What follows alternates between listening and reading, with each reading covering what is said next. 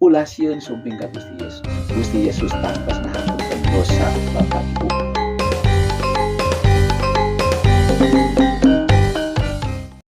Hiji waktos Gusti Yesus disumpingan ku ahli-ahli agama, ahli Taurat urang Parisi. Anjeunna nyandak hiji istri saurna kapergo nuju jinah.